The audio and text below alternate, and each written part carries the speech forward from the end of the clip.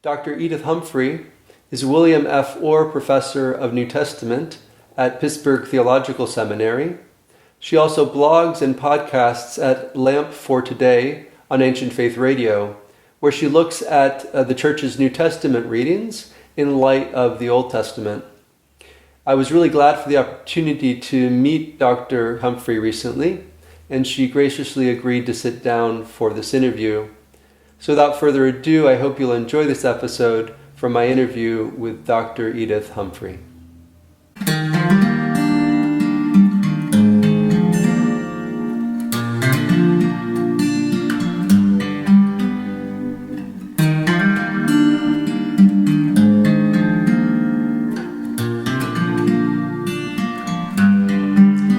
So my love affair with C.S. Lewis goes back to my kindergarten years. I had strangely contracted mononucleosis, which is very odd for a 5-year-old, and so was in bed for months and then was allowed to go quietly around the house, but I couldn't do a lot of activity because of my blood count. And so my mother started to read to me The Lion, the Witch, and the Wardrobe, and The Magician's Nephew, and by the time that we got to the third in the series, I was reading by myself, and I over the next year and a half, I read all of C.S. Lewis's books, and then I sent off a letter to him asking if he was going to write any more or a new series, and I was devastated to receive back a letter from Hooper saying, I think that many of you did not notice on the other side of the pond when he passed away last November because of what happened to John F. Kennedy, and I was devastated. So I started to try to read his adult books long before I should have. I probably tried the Cosmic trilogy when I was in grade 5, but by the time that I had been 18 or 19, I've read pretty well everything that Lewis has written, and I just absolutely think he's wonderful. That hasn't changed since my becoming Orthodox, though now I'm more critical specifically of his ecclesiology, of course, because in his promulgation of the idea of mere Christianity, he really does assume what we would call the branch theory. One thing that I will say about what he says about the church is, I think it's very helpful that he says, if you think about it like a house, you can't stay in the hallways forever. You've got to decide what room you're going to go in. And that makes sense to me. These people that try to hedge their bets and don't identify with the church body, I think, are really not going to be formed at all.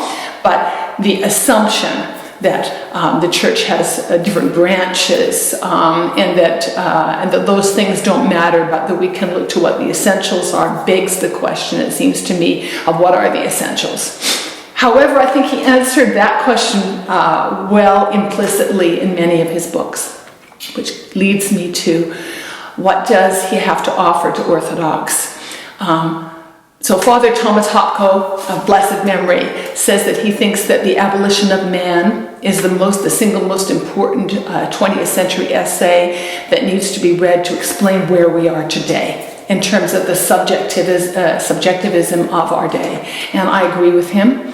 I think that is a very prescient series of essays, and anybody who has the ability to sit through carefully and to read what he has to say there needs to do it. For those who find that kind of discursive reading difficult, I would recommend to them that they read his Cosmic trilogy, the one that ends with that hideous strength, and that hideous strength makes the same point in novel form that the abolition of man does in terms of essays. I think Orthodox will warm particularly to his fiction, to the pictures that he gives, to his desire to refresh the spirit and to warn it too by means of pictures.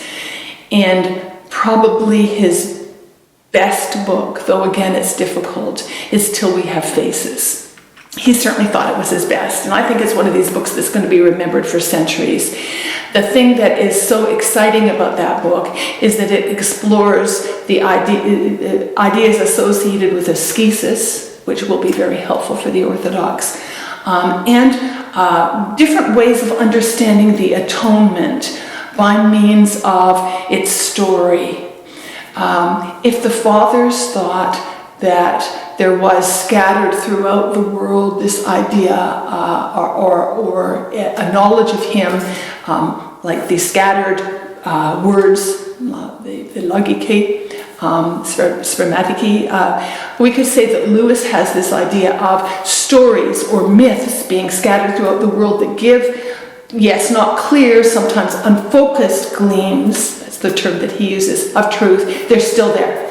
And so he shows that until we have faces, and it ends with a wonderful, moving scene of theosis at the end.